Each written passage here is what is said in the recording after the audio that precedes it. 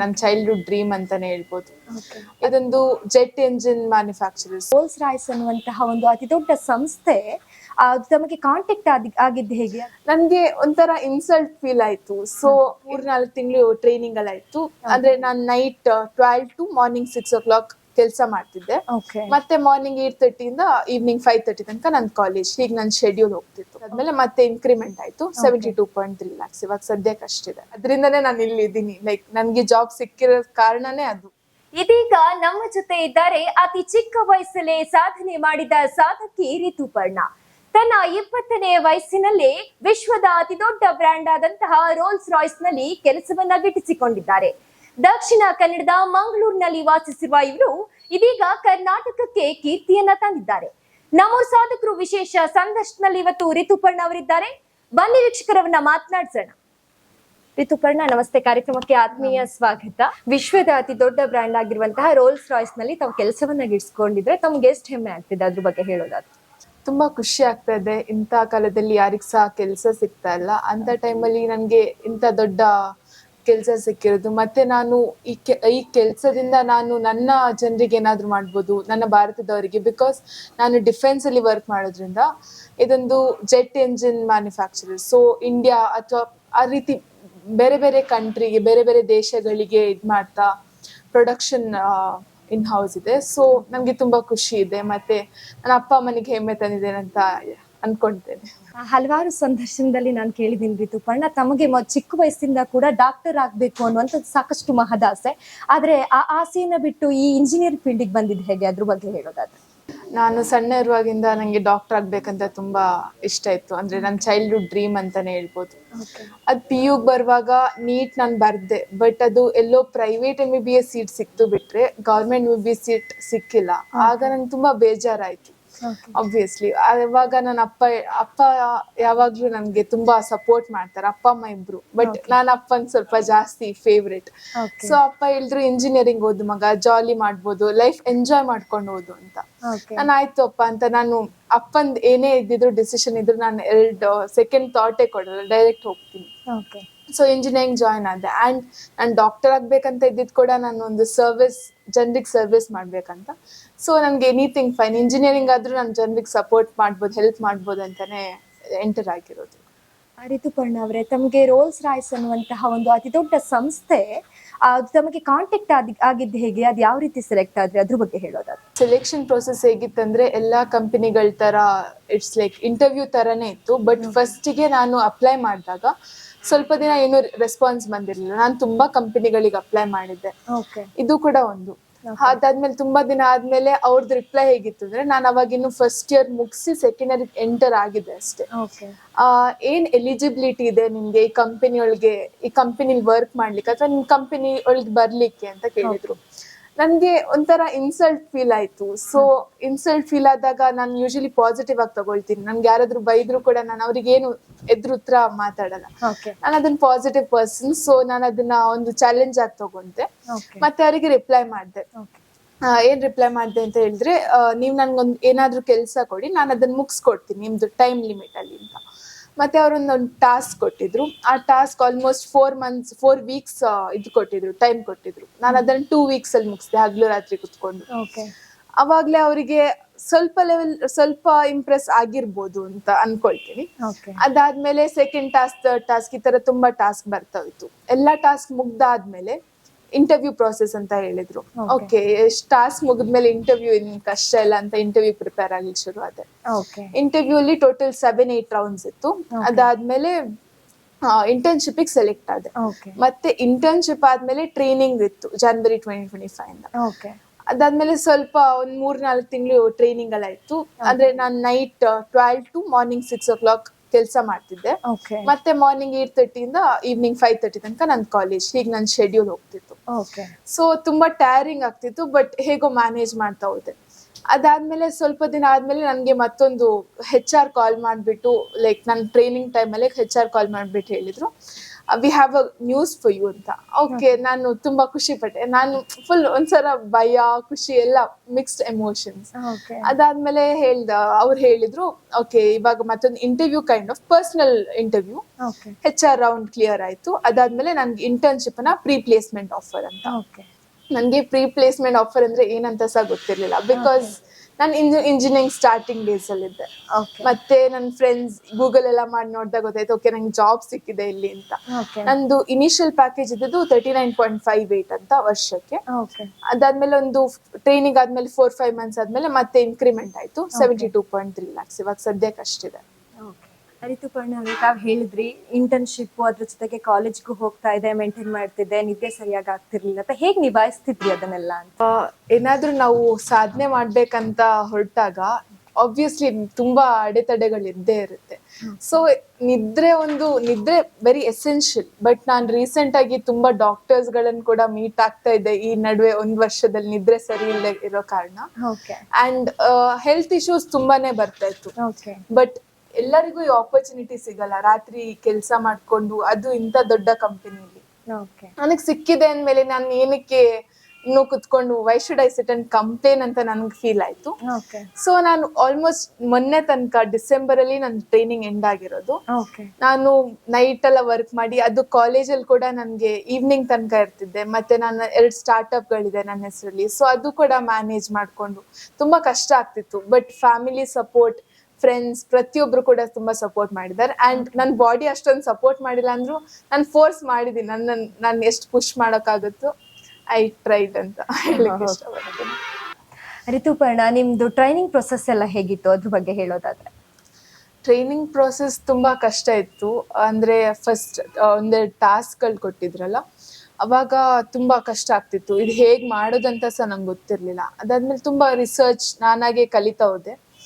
ಸ್ವಲ್ಪ ಈಸಿ ಆಗ್ತಾ ಬಂತು. ಮಿಡಲ್ ಅಲ್ಲಿ ಮತ್ತೆ ಟ್ರೈನಿಂಗ್ ಇಂಟರ್ನ್ಶಿಪ್ ಟೈಮ್ ಹೇಳ್ತಾ ಇರೋದು. ಅದಾದ್ಮೇಲೆ ಟ್ರೈನಿಂಗ್ ಅಂತ ಹೇಳಿದ್ರೆ ಒಂದ್ರ ಮೇಲೆ ಒಂದು ಟಾಸ್ಕ್ ಬರ್ತಾ ಇತ್ತು, ಮತ್ತೆ ಡೈಲಿ ಕಾಲ್ಸ್ ಇರ್ತಾ ಇತ್ತು. ತುಂಬಾ ಕಷ್ಟನೇ ಇತ್ತು, ಈಸಿ ಅಂತ ಯಾವ್ದು ಇರಲ್ಲ. ಸೊ ಕಷ್ಟ ಇತ್ತು. ರಿತುಪರ್ಣ, ಇವತ್ತಿನ ಯೂತ್ಸ್ ಹೆಚ್ಚಾಗಿ ಸಾಕಷ್ಟು ಸೋಷಿಯಲ್ ಮೀಡಿಯಾದಲ್ಲೇ ಮುಳುಗಿ ಹೋಗಿರ್ತಾರೆ. ಅಂತವರಿಗೆ ನಿಜಕ್ಕೂ ನೀವು ಮಾದರಿ. ಯಾಕಂದ್ರೆ ಇಂತಹ ಒಂದು ದೊಡ್ಡ ಸಂಸ್ಥೆಯಲ್ಲಿ ತಾವು ಕೆಲಸವನ್ನ ಗಿಟ್ಸ್ಕೊಂಡಿದ್ರೆ, ಇವಾಗಿನ ಯೂತ್ಸಿಗೆ ತಾವ್ ಏನ್ ಹೇಳೋಕ್ ಇಷ್ಟಪಡ್ತೀರಾ? ಯೂತ್ಸಿಗೆ ಹೇಳೋಷ್ಟು ದೊಡ್ಡವಳು ನಾನಲ್ಲ ಅನ್ಕೊಂತೀನಿ. ಬಿಕಾಸ್ ನಾನು ಕೂಡ ಒಂದು ಟೀನೇಜರ್, ಒಂದು 20 years, ನನ್ ಮೊನ್ನೆ ಅಷ್ಟೇ 21 ಆಯ್ತು. ಸೊ ಅವ್ರಿಗೆ ಏನ್ ಹೇಳಲಿಕ್ಕೆ ಇಷ್ಟಪಡ್ತೀನಿ ಅಂದ್ರೆ, ಸೋಷಿಯಲ್ ಮೀಡಿಯಾ ಇವಾಗ ತುಂಬಾ ಜನ ಸೋಷಿಯಲ್ ಮೀಡಿಯಾ ಅಡಿಕ್ಟ್ ಆಗ್ತಿದ್ದಾರೆ. ಸೋಷಿಯಲ್ ಮೀಡಿಯಾನ ಆದಷ್ಟು ಕಡಿಮೆ ಯೂಸ್ ಮಾಡಿ. ಆ್ಯಂಡ್ ಫೋನ್ ಯೂಸ್ ಮಾಡಬೇಡಿ ಅಂತ ಹೇಳಲ್ಲ, but in a good way. ಅಂದ್ರೆ ಇವಾಗ ಯೂಟ್ಯೂಬ್ ರಿಸೋರ್ಸಸ್ ಇದೆ, ತುಂಬಾ ಒಳ್ಳೊಳ್ಳೆ ರಿಸೋರ್ಸಸ್ ಇದೆ. ನಾನು ಫೋನಿಂದಾನೇ, ಲ್ಯಾಪ್ಟಾಪ್ ಅದರಿಂದನೇ ನಾನು ಇಲ್ಲಿ ಇದ್ದೀನಿ. ಲೈಕ್ ನನ್ಗೆ ಜಾಬ್ ಸಿಕ್ಕಿರೋ ಕಾರಣನೇ ಅದು, ಇಲ್ಲಾಂದ್ರೆ ನಮ್ಗೆ ಸಿಗ್ತಾ ಇರ್ಲಿಲ್ಲ ಮೇ ಬಿ. ಸೊ ಬಟ್ ಅದನ್ನ ಒಳ್ಳೆ ವೇ ನಾವ್ ಯೂಸ್ ಮಾಡಿದ್ರೆ ನಿಜವಾಗ್ಲೂ ತುಂಬಾ ಇದಿದೆ. ಸೋಷಿಯಲ್ ಮೀಡಿಯಾ ಅಡಿಕ್ಟ್ ಆಗ್ಬೇಡಿ. ಇಲ್ಲಿ ತನಕ ನಾನು ಸೋಷಿಯಲ್ ಮೀಡಿಯಾ ಅಕೌಂಟೇ ಕ್ರಿಯೇಟ್ ಮಾಡಿಲ್ಲ ಇಲ್ಲಿ ತನಕ. Rituparna, Sahyadri college of engineering ತಾವು ಸ್ಟಡಿ ಮಾಡ್ತಾ ಇದ್ದೀರಾ. ಅವ್ರು ಎಷ್ಟು ಸಪೋರ್ಟಿವ್ ಆಗಿದ್ರು ತಮ್ಗೆ? ಸಹ್ಯಾದ್ರಿ ನಾನು ಓದ್ತಾ ಇದ್ದೀನಿ ಇವಾಗ, ಸಹ್ಯಾದ್ರಿ ಕಾಲೇಜ್ ಆಫ್ ಇಂಜಿನಿಯರಿಂಗ್. ಅಲ್ಲಿ ತುಂಬಾ ಸಪೋರ್ಟಿವ್ ಆಗಿದ್ರು ನನ್ನ ಫ್ಯಾಕಲ್ಟಿ, ಎಸ್ಪೆಷಲಿ ನನ್ನ ಡಿಪಾರ್ಟ್ಮೆಂಟ್ ಅಲ್ಲಿ. ನಾನು ನೈಟ್ ಎಲ್ಲ ಕೆಲಸ ಮಾಡಿ ಮತ್ತೆ ಬೆಳಿಗ್ಗೆ 8:30ಗೆ ನನ್ಗೆ ಎದ್ದೇಳಿಕ್ ಆಗ್ತಾ ಇಲ್ಲ. ಬಿಕಾಸ್ ಅದು ನಿದ್ರೆ ಇಲ್ಲ ಅಲ್ಲ, ಸರಿ ನಿದ್ರೆ ಇಲ್ಲ ಅಂದ್ರೆ ಫುಲ್ ತಲೆ ಎಲ್ಲ ನೋವಾಗ್ತಾ ಇತ್ತು. ಸೊ ಅಂತ ಟೈಮಲ್ಲಿ ನಾನು ಸ್ವಲ್ಪ ಲೇಟ್ ಆಗಿ ಹೋಗ್ತಾ ಇದ್ದೆ. ಫಸ್ಟ್ ಕ್ಲಾಸ್ ಸ್ವಲ್ಪ ಬಂಕ್ ಮಾಡ್ತಿದ್ದೆ, ಇಲ್ಲಾಂದ್ರೆ 9 o'clock ಹೋಗ್ತಿದ್ದೆ. ಅವಾಗ ಸರ್ ಎಲ್ಲ ಏನು ಬೈತಾನೆ ಇಲ್ಲ. ಮತ್ತೆ ಎಕ್ಸಾಮ್ ಟೈಮಲ್ಲಿ ಕೂಡ ನೀನ್ ಜಾಸ್ತಿ ಸ್ಟ್ರೆಸ್ ಮಾಡ್ಕೊಳ್ಬೇಡ, ಎಷ್ಟಾಗುತ್ತೋ ಅಷ್ಟು ಓದು ಅಂತ ತುಂಬಾ ಸಪೋರ್ಟಿವ್ ಆಗಿದ್ರು. ಅಂಡ್ ಇವಾಗ ಕೂಡ ಸಪೋರ್ಟಿವ್ ಆಗೇ ಇದ್ದಾರೆ. ನಾನು ಆಲ್ಮೋಸ್ಟ್ ಇಂಜಿನಿಯರಿಂಗ್ ಮುಗಿತಾ ಬಂತು, ಇವಾಗ 7th sem ಎಕ್ಸಾಮ್ಸ್ ಬರೀತಾ ಇದ್ದೀನಿ. ರಿತುಪರ್ಣ, ಟ್ರೈನಿಂಗ್ ಪ್ರೊಸೆಸ್ ಎಲ್ಲ ಕಂಪ್ಲೀಟ್ ಆಗಿದೆ ಅಂತ ಹೇಳಿದ್ರಿ. ಜಾಯ್ನಿಂಗ್ ಯಾವಾಗಿದೆ? ಜಾಯ್ನಿಂಗ್ ಆಕ್ಚುಲಿ ನೆಕ್ಸ್ಟ್ ಮಂತ್ ಜಾನ್ವರಿಯಲ್ಲಿತ್ತು. ಬಟ್ ಇವಾಗ VTU ರೂಲ್ಸ್ ಎಲ್ಲ ಇರೋದ್ರಿಂದ ನಾನು ಇಂಟರ್ನ್ಶಿಪ್ ಇಲ್ಲೇ ಇಂಡಿಯಾದಲ್ಲೇ ಮುಗಿಸ್ ಹೋಗ್ಬೇಕಂತ ಇದೆ. ಸೊ ನಾನು ನೆಕ್ಸ್ಟ್ ಮಂತ್ ಜಾನ್ವರಿಯಿಂದ ಇಂಟರ್ನ್ಶಿಪ್ ಮಾಡಿ, ಅದಾದ್ಮೇಲೆ ಜೂನಲ್ಲಿ ನಾನು US ಹೋಗ್ತಾ ಇದ್ದೀನಿ. ರಿತುಪರ್ಣ, ನಿಮ್ಮ ಅಪ್ಪ ಅಮ್ಮ ಎಷ್ಟು ಸಪೋರ್ಟಿವ್ ಆಗಿದ್ರು? ಸಹಜವಾಗಿ ಪೇರೆಂಟ್ಸ್ ಸಪೋರ್ಟ್ ತುಂಬಾ ಮುಖ್ಯ ಆಗತ್ತೆ. ಯಾಕಂತ ಹೇಳಿದ್ರೆ ನಿಮಗೆ ಫುಡ್ ಇಂದ ಹಿಡಿದು, ಯಾಕಂದ್ರೆ ನೀವು ಅಷ್ಟು ಸ್ಟ್ರೆಸ್ ಆಗಿರ್ತೀರಾ, ಮನೇಲೂ ಕೂಡ ತುಂಬಾನೇ ಸಪೋರ್ಟ್ ಬೇಕಾಗುತ್ತೆ. ಎಷ್ಟು ಸಪೋರ್ಟಿವ್ ಆಗಿದ್ರು ನಿಮ್ಮ ಮನೇಲಿ ತುಂಬಾ ಸಪೋರ್ಟಿವ್ ಆಗಿದ್ರು. ನನ್ನ ಚೈಲ್ಡ್ಹುಡ್ ಡೇಸ್ ಇಂದ ಕೂಡ ನನ್ನ ಅಪ್ಪ ಅಮ್ಮ ಎಲ್ಲ ಕರಿಕ್ಯುಲರ್ ಆಕ್ಟಿವಿಟೀಸ್ ಇಂದ ಹಿಡಿದು ಸ್ಟಡೀಸ್ ಕೂಡ ತುಂಬಾ ಸಪೋರ್ಟಿವ್ ಆಗಿದ್ರು. ಅಂಡ್ ಈ ಜಾಬ್ ಅಲ್ಲಿ ಹೇಳ್ಬೇಕು ಅಂದ್ರೆ, ನಾನು ಅಪ್ಲೈ ಮಾಡಿದ್ದು ಸೆಲೆಕ್ಷನ್ ಪ್ರೊಸೆಸ್ ಎಲ್ಲ ಅಪ್ಪ ಅಮ್ಮಂಗೆ ಗೊತ್ತೇ ಇರ್ಲಿಲ್ಲ. Okay. ನಾನೆಲ್ಲ ಸೀಕ್ರೆಟ್ ಆಗಿ, ಬಿಕಾಸ್ ಅಪ್ಪ ಅಮ್ಮಂಗೆ ಹೇಳಿದ್ರೆ ಅವ್ರು ಇನ್ನೂ ಎಕ್ಸ್ಪೆಕ್ಟೇಷನ್ಸ್ ಅಲ್ಲಿ, ಅವ್ರು ಹೇಳ್ದೇ ಇರ್ಬೋದು ಬಟ್ ಅವ್ರಿಗೆ ಎಕ್ಸ್ಪೆಕ್ಟೇಷನ್ಸ್ ಅನ್ನೋದಿರುತ್ತೆ. Okay. ಅದಿನ್ನೂ ನಂಗೆ ಸ್ಟ್ರೆಸ್ ಲೆವೆಲ್ಸ್ ಜಾಸ್ತಿ ಆಗುತ್ತೆ ಅಂತ ನಾನು ಹೇಳಿರ್ಲಿಲ್ಲ. ಎಲ್ಲ ಆದ್ಮೇಲೆ ಸೆಲೆಕ್ಟ್ ಆಗಿದ್ದೀನಿ, ಹೀಗೆ US ಹೋಗ್ಬೇಕಂತಲ್ಲ ತುಂಬಾ ಖುಷಿ ಪಟ್ಟಿದ್ರು. ಸಪೋರ್ಟ್, ಮತ್ತೆ ನಾನು ಇಂಟರ್ನ್ಶಿಪ್ ಟ್ರೈನಿಂಗ್ ಟೈಮಲ್ಲಿ ನೈಟ್ ಎಲ್ಲ ಎಚ್ಚರ ಇದ್ದು ಕೆಲಸ ಮಾಡ್ತಿದ್ದೆ. ಸ್ಟಾರ್ಟಿಂಗ್ ಅಲ್ಲಿ ಅಪ್ಪ ಅಮ್ಮಂಗೆ ತುಂಬಾ ಭಯ ಆಗ್ತಿತ್ತು, ಅಂದ್ರೆ ಇವಳು ಅಷ್ಟೋ ತನಕ ಹೇಗಿರ್ತಾಳೆ, ರಾತ್ರಿ ಎಲ್ಲ ಕುತ್ಕೊಂಡು ಹೇಗ್ ಕೆಲಸ ಮಾಡ್ತಾಳೆ ಅಂತ. ಅಪ್ಪ ಅಮ್ಮ ಮಿಡಲ್ ಅಲ್ಲಿ ಎದ್ದು ಬರ್ತಿದ್ರು, 1 ಗಂಟೆ 2 ಗಂಟೆ ಅಲಾರ್ಮ್ ಇಟ್ಕೊಂಡು ಎದ್ದು ಬರ್ತಿದ್ರು, ನೋಡ್ತಿದ್ರು ಮಗಳು ವರ್ಕ್ ಮಾಡ್ತಿದ್ದಾಳೆ, ಎಚ್ಚರ ಇದ್ದಾಳ ಅಂತ. ಮತ್ತೆ ಎಲ್ಲ ತುಂಬಾ ಈ ರೀತಿ ಹಲವಾರು ರೀತಿಯಲ್ಲಿ ಸಪೋರ್ಟ್ ಮಾಡಿದ್ದಾರೆ. ಋತುಪರ್ಣ, ತಾವು ಮೂಲತಃ ಇಲ್ಲಿಯವರ ಹೇಗೆ? ಹೌದು, ನಾನು ಮೂಲತಃ ತೀರ್ಥಹಳ್ಳಿ ಆರ್ಗದಿಂದ ಮುಂದೆ ಕೋದೂರ್ ಅಂತ ನಮ್ದೂರು. ನಾನು ತೀರ್ಥಹಳ್ಳಿಯಲ್ಲೇ ಹುಟ್ಟಿರೋದು, ಬಟ್ ಬೆಳ್ದಿರೋದೆಲ್ಲ ಮಂಗ್ಳೂರ್. ನನ್ ಕನ್ನಡ ಸ್ವಲ್ಪ ಮಿಕ್ಸ್ ಇದೆ, ಮಂಗ್ಳೂರ್ ಕನ್ನಡನೇ ಸ್ವಲ್ಪ ಜಾಸ್ತಿ ಬಳಕೆ ಮಾಡ್ತೀನಿ, ಬಿಕಾಸ್ ನಾನು ಅಲ್ಲೇ ಬೆಳ್ದಿರೋದ್ರಿಂದ. ಇವಾಗ ಕರೆಂಟ್ ಇರೋದು ಕೂಡ ಮಂಗ್ಳೂರಲ್ಲೇ. ಋತುಪರ್ಣ, ತಮ್ಮಪ್ಪ ಸಾಕಷ್ಟು ಸಮಾಜ ಸೇವೆಯಲ್ಲಿ ತೊಡ್ಕೊಂಡಿದ್ದಾರೆ. ನನ್ಗನ್ಸೋ ಪ್ರಕಾರ ಅವರೇ ತಮಗೆ ಇನ್ಸ್ಪಿರೇಷನ್ ಹೇಗೆ ಅಂತ? ಹೌದು, ನಿಜ. ಆಕ್ಚುಲಿ ಅಪ್ಪನೇ ಇನ್ಸ್ಪಿರೇಷನ್ ನನಗೆ, ಅಪ್ಪನೇ ರೋಲ್ ಮಾಡೆಲ್ ಅಂತ ಕೂಡ ಹೇಳ್ಬೋದು. ನಾನು ಸಣ್ಣ ವಯಸ್ಸಿಂದ ನಮ್ದು ಎನ್ವೈರನ್ಮೆಂಟ್, ನಾವು ಹೇಗೆ ಬೆಳಿತೀವಿ ಅದು ಕೂಡ ತುಂಬಾ ಇಂಪಾರ್ಟೆಂಟ್ ಆಗುತ್ತೆ. ಅಪ್ಪ ಅಮ್ಮ ಇಬ್ರು ಕೂಡ, ಅಪ್ಪ ಮಾತ್ರ ತುಂಬಾ ಪೋಟ್ರೆ ಆಗ್ತಾರೆ, ಬಟ್ ಅಮ್ಮ ಕೂಡ ಸಪೋರ್ಟ್ ಮಾಡ್ತಾರೆ ಅಪ್ಪಗೆ. ಅದರಿಂದ ಸಮಾಜ ಸೇವೆ, ಅಪ್ಪ ಕೆಮಿಸ್ಟ್ ಆಗಿ ವರ್ಕ್ ಮಾಡ್ತಿದ್ದಾರೆ ಒಂದು ಡೆಲ್ಟಾ ಕಾರ್ಪೊರೇಷನ್ ಕಂಪನಿಲಿ. ಅದ್ರೊಟ್ಟಿಗೆ ಅಪ್ಪ ಸಮಾಜ ಸೇವೆ, ಅಂದ್ರೆ ಇಲ್ಲಿಂದ ಬರೋ ಯಾವ್ದೇ ಪೇಷಂಟ್ಸ್ಗೆ ಹೆಲ್ಪ್ ಮಾಡ್ತಾರೆ, ಅವ್ರ ಕೈಯಲ್ಲಾದಷ್ಟು ಅಪ್ಪ ಹೆಲ್ಪ್ ಮಾಡ್ತಾರೆ. ಸೊ ನಾನು ಅನ್ಕೊಳ್ತಿದ್ದೆ, ಏನಕ್ಕೆ ಇದೆಲ್ಲ ಮಾಡ್ತಿದ್ದೀರಾ ಅಪ್ಪ ಅಂತ ಸಣ್ಣ ವಯಸ್ಸಲ್ಲಿ. ಮತ್ ಗೊತ್ತಾಯ್ತು, ನಾವು ಬೇರೆಯವ್ರಿಗೆ ಹೆಲ್ಪ್ ಮಾಡಿದ್ರೆ ಮಾತ್ರ ನಮ್ಗೆ ಅದು ಡಬಲ್ ಆಗಿ ನಮ್ಗೆ ಸಿಗುತ್ತೆ ಅಂತ. ಸೊ ನಾನ್ ಕೂಡ ನಂಗೆ ಜನರಿಗೆ ಹೆಲ್ಪ್ ಮಾಡೋದಂದ್ರೆ ತುಂಬಾ ಇಷ್ಟ. ಅದಕ್ಕೋಸ್ಕರ ನಾನು ಡಾಕ್ಟರ್, ಇವಾಗ ಇಂಜಿನಿಯರಿಂಗ್ ಅಲ್ಲಿ ಕೂಡ ಈ ಡೊಮೇನ್ ಅನ್ನ ಸೆಲೆಕ್ಟ್ ಮಾಡ್ಕೊಂಡಿದ್ದೀನಿ. ಋತುಪರ್ಣ, ತಾವೊಂದ್ ಕಡೆ ಹೇಳ್ತೀರಾ, ನನ್ಗೆ ಆ ರೋಲ್ಸ್ ರಾಯ್ಸ್ ಒಂದು ಬ್ರ್ಯಾಂಡ್ ಇಂದ ನನ್ಗೆ ಮೆಸೇಜ್ ಮೇಲ್ ಬಂದಾಗ ನಾನು ಚೆಕ್ ಮಾಡಿರ್ಲಿಲ್ಲ. ನನ್ನ ಫ್ರೆಂಡ್ಸ್ ಎಲ್ಲ ಹೇಳಿದ್ರು ಏನೋ ಇದೆ ಚೆಕ್ ಮಾಡು ಅಂತ. ಆ ಟೈಮಲ್ಲಿ ಚೆಕ್ ಮಾಡಿದಾಗ ಆ ಸಂತೋಷ ಎಷ್ಟಾಗಿತ್ತು ನಿಮ್ಗೆ? ಅದ್ರ ಜೊತೆಗೆ ಮನೇಲಿ ಕೂಡ ಹೇಳಿರ್ಲಿಲ್ಲ, ತದನಂತರ ಹೋಗಿ ಹೇಳಿದಾಗ ಅವ್ರು ನಂಬ್ಲೇ ಇಲ್ಲ ಅಂತ ಹೇಳಿದ್ರೆ ಹೌದು, ನನ್ಗೆ ತುಂಬಾ ಅದು ಒಂಥರ ಮಿಕ್ಸ್ಡ್ ಎಮೋಷನ್ಸ್, ಹೇಳಲಿಕ್ಕಾಗಲ್ಲ ಏನ್ ಫೀಲ್ ಆಯ್ತಂತ ನನ್ಗೆ. ಬಿಕಾಸ್ ನಾನು ಕಾಲೇಜ್ ಬಸ್ ಸ್ಟ್ಯಾಂಡ್ ಅಲ್ಲಿ, ನಮ್ಮ ಮನೆಯಿಂದ ಕಾಲೇಜ್ ಆಲ್ಮೋಸ್ಟ್ 15-16 ಕಿಲೋಮೀಟರ್ಸ್ ಇದೆ. ಸೊ ನಾನು ಬಸ್ ಸ್ಟ್ಯಾಂಡ್ ಅಲ್ಲಿ ನಿಂತ್ಕೊಂಡಿದ್ದೆ, ನಂದು ಫ್ರೆಂಡ್ಸ್ ಎಲ್ಲ ಇದ್ರು. ಸೊ ನಾನು ಏನೋ ಮೇಲ್ ಬಂದಿದೆ, ಓಪನ್ ಮಾಡ್ಲಾ ಬಿಡ್ವಾ ಅಂತ ಯೋಚನೆ ಮಾಡ್ತಾ ಇದ್ದೆ. ಅವಾಗ ನನ್ನ ಫ್ರೆಂಡ್ಸ್ ಎಲ್ಲ ಏನಾಯ್ತು, ಏನಕ್ಕೆ ಹಿಂಗ ಆಡ್ತಾ ಇದೀಯಾ ಅಂತ. ಅದಕ್ಕೆ ನಾನು ಇವಾಗ ಹೀಗೀಗ ಅಪ್ಲೈ ಮಾಡ್ತಾ ಇದ್ದೆ, ನನ್ಗೆ ಹೇಳಿದ್ದೆ ಅಲ್ಲ, ಸೊ ಹೌದು ಇದನ್ನ ಓಪನ್ ಮಾಡ್ಬೇಕಾ ಅಂತ. ಓಪನ್ ಮಾಡು, ಏನಾಗಿದೆ, ಇಫ್ ಇಟ್ ಇಸ್ ಬ್ಯಾಡ್ ಏನು ಆಗಲ್ಲ, ಇಲ್ಲಾಂದ್ರೆ ಒಳ್ಳೇದಿದ್ರೆ ನೀನು ತಗೊಳ್ಬೇಕು ಆಬ್ವಿಯಸ್ಲಿ ಅಂತ. ಅದಾದ್ಮೇಲೆ ಓಪನ್ ಮಾಡುವಾಗ ಕಂಗ್ರಾಚುಲೇಷನ್ಸ್, ಅದನ್ನ ನೋಡ್ದಾಗ್ಲೇ ಫುಲ್ ಹ್ಯಾಂಡ್ ಕೈ ಶಿವರ್ ಆಗ್ಲಿಕ್ಕೆ ಶುರು ಆಯ್ತು. ಅಂಡ್ ನನ್ಗೆ ಬಸ್ ಬಂದ್ ನಿಂತಿದೆ, ನನ್ಗೆ ಹೋಗ್ಲಿಕ್ಕೆ ಆಗ್ತಿಲ್ಲ, ಅಷ್ಟು ನನ್ಗೆ ಖುಷಿ ಆಯ್ತು. ಅಂದ್ರೆ ಲಾಂಗ್ ಪ್ರೊಸೆಸ್ ಇದ್ದಿದ್ರಿಂದ ತುಂಬಾ ಹಾರ್ಡ್ ವರ್ಕ್ಗೆ ಒಂದು ಫೈನಲ್ ರಿಸಲ್ಟ್ ಸಿಕ್ದಾಗಾಯ್ತು. ಮತ್ ಅಪ್ಪ ಅಮ್ಮಂಗೆ ಹೋಗ್ಬೇಕಾದ್ರೆ, ಬಸ್ಸಲ್ಲಿ ಹೋಗ್ಬೇಕಾದ್ರೆ ನಮ್ದೊಂದು ಫ್ಯಾಮಿಲಿ ಗ್ರೂಪ್ ಇದೆ, ನಮ್ 4 ಜನದೆ. ಸೊ ಅದ್ರಲ್ಲಿ ನಾನು ಹೇಳ್ತಾ ಇದ್ದೆ, ನಾನ್ ಮೆಸೇಜ್ ಮಾಡ್ತಾ ಇದ್ದೆ ಅಪ್ಪ ಅಮ್ಮಂಗೆ, ಎಲ್ಲರೂ ರೆಡಿ ರೀ, ಇವತ್ ನಾನ್ ನಿಮ್ಗೊಂದು ಸರ್ಪ್ರೈಸ್ ಇದೆ ಅಂತ. ಅಪ್ಪ ಏನು ಹೇಳು, ಬೇಗ ಹೇಳು ಅಂತ ಫುಲ್ ಕ್ಯೂರಿಯಾಸಿಟಿ. ಅದಾದ್ಮೇಲೆ ನಾನ್ ಹೇಳ್ದೆ, ನಾನ್ US ಹೋಗ್ಬೇಕು ಬಿಕಾಸ್ ನಂಗೆ ಕೆಲ್ಸ ಆಗಿದೆ ಅಂತ. ನನ್ನ ಅಪ್ಪ ಅಮ್ಮ ಎಂತ ಮಾತಾಡ್ತಾ ಇದ್ಯಾ ನೀನು, ಲೈಕ್ ಸಡನ್ ಆಗಿ US ಅಂತ, ಅದು ಇಂಡಿಯಾದಲ್ಲಿ US ಬೇರೆ ಕಂಟ್ರಿ ಅಂತ.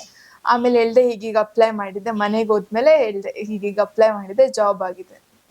ಸ್ವಲ್ಪ ದಿನ ನಂಬೇ ಇರ್ಲಿಲ್ಲ. ಅದಾದ್ಮೇಲೆ ಕಾಲೇಜ್ ಇದೆಲ್ಲ ಫುಲ್ ಪಬ್ಲಿಸಿಟಿ ಆದ್ಮೇಲೆ ಓಕೆ, ಮಗಳೇನೋ ದೊಡ್ಡ ಸಾಧನೆ ಮಾಡಿದಾಳೆ ಅಂತ ಖುಷಿ ಪಟ್ರು. ಇವಾಗ ಕೂಡ ಋತುಪರ್ಣ, ಎಲ್ರು ಕೂಡ ಸಹಜವಾಗಿ ಹೇಳೋದುಂಟು, ಕಠಿಣ ಪರಿಶ್ರಮ ಒಂದು ಕಡೆ ಆದ್ರೆ ಲಕ್ ಒಂದ್ ಕಡೆ ಬೇಕು ಅಂತ ಹೇಳೋದುಂಟು. ತಾವೇನ್ ಹೇಳೋಕ್ ಇಷ್ಟಪಡ್ತೀರಾ ಅದಕ್ಕೆ? ನಾವು ಪರಿಶ್ರಮ ನಮ್ ಕೈಲಿ ಎಷ್ಟ್ ಆಗುತ್ತೋ ಅಷ್ಟ್ ಹಾಕಿದ್ರೆ ಲಕ್ ತನ್ನಂತಾಗಿ ಅದ್ ಬಂದೇ ಬರುತ್ತೆ. ಲಕ್ ಇಲ್ಲ ಅಂದ್ರೆ ಸಾಧನೆ ಮಾಡಕ್ ಆಗಲ್ಲ ಅಂತ ಹಾಗೇನ್ ಹೇಳಲ್ಲ. ಲಕ್ ಕೂಡ ಬೇಕು, ಒಂದ್ 10% ಲಕ್, 90% ಹಾರ್ಡ್ ವರ್ಕ್ ಅಂತ ಹೇಳಲಿಕ್ಕೆ ಇಷ್ಟ. ಋತುಪರ್ಣ, ಇಷ್ಟು ದೊಡ್ಡ ಮಟ್ಟದ ಸಾಧನೆ ಮಾಡಿದೀರಾ. ಸಾಧನೆ ಅಂತಕ್ಕಂಥದ್ದು ನಿಂತ ನೀರಲ್ಲ. ಇನ್ನು ಏನ್ ಸಾಧನೆ ಮಾಡ್ಬೇಕಂತಿದ್ರೆ, ಇನ್ನು ಎಷ್ಟು ದೊಡ್ಡ ಮಟ್ಟದ ಅಚೀವ್ ಮಾಡ್ಬೇಕು ಅಂತಿದ್ರೆ ತಮ್ಮ ಗುರಿ ಏನಿದೆ, ಅದ್ರ ಬಗ್ಗೆ ಹೇಳೋದಾದ್ರೆ? ಸಾಧನೆಗೆ ಒಂದು ಫುಲ್ ಸ್ಟಾಪ್ ಅನ್ನೋದಿಲ್ಲ, ಅದ್ ನನ್ನ ಪ್ರಕಾರ ಕೊಮ್ಮ ಅಂತ ನಾನು ನನ್ನ ಪ್ರಕಾರ ಅನ್ಕೊಂಡಿದ್ದೇನೆ. ಸೊ ನಾನು ಇದೊಂದು ಪುಟ್ಟ ಸಾಧನೆ ಅಂತ, ಒಂದು ಪುಟ್ಟ ಸಾಧನೆ. ಸೊ ನೆಕ್ಸ್ಟ್ ನಾನು IAS UPSC ಪ್ರಿಪೇರ್ ಆಗ್ಬೇಕಂತ ಇದ್ದೀನಿ. 3 ವರ್ಷ ನಂದು ಕಾಂಟ್ರಾಕ್ಟ್ ಇದೆ. ಅದಾದ್ಮೇಲೆ ವಾಪಸ್ ಇಂಡಿಯಾಗ್ ಬಂದು ನನ್ ಜನರಿಗೆ ಏನಾದ್ರು ಮತ್ತೆ ಸರ್ವಿಸ್ ಕಂಟಿನ್ಯೂ ಮಾಡ್ಬೇಕು, ಏನಾದ್ರು ಸ್ಟಾರ್ಟ್ಅಪ್, ಮತ್ತೆ ನಾನು ಅಲಾಂಗ್ ವಿತ್ ದಟ್ ನಾನು UPSC ಕೋಚಿಂಗ್ ತಗೊಳ್ಬೇಕಂತ ಇದ್ದೀನಿ. ಒಂದು IAS ಆಫೀಸರ್ ಆಗ್ಬೇಕನ್ನೋದು ನನ್ನ ಆಸೆ. ನೋಡಿದ್ರಲ್ಲ ವೀಕ್ಷಕರೇ, ಸತತ ಅಭ್ಯಾಸ, ಕಠಿಣ ಪರಿಶ್ರಮ ಇದ್ರೆ ಏನನ್ನ ಬೇಕಾದ್ರೂ ಸಾಧಿಸಬಹುದು ಅನ್ನೋದಕ್ಕೆ ನಿಜಕ್ಕೂ ಮಾದರಿ ಋತುಪರ್ಣ. ಇನ್ನೊಂದು ವಿಶೇಷ ಸಂದರ್ಶನ ಜೊತೆ ತಮ್ಮ ಮುಂದೆ ಬರ್ತೀನಿ. ನಮಸ್ಕಾರ. ನಮ್ಮೂರ್ ಎಕ್ಸ್‌ಪ್ರೆಸ್, ನಿಮ್ಮ ಸುದ್ದಿಯ ಜೊತೆಗಾರ.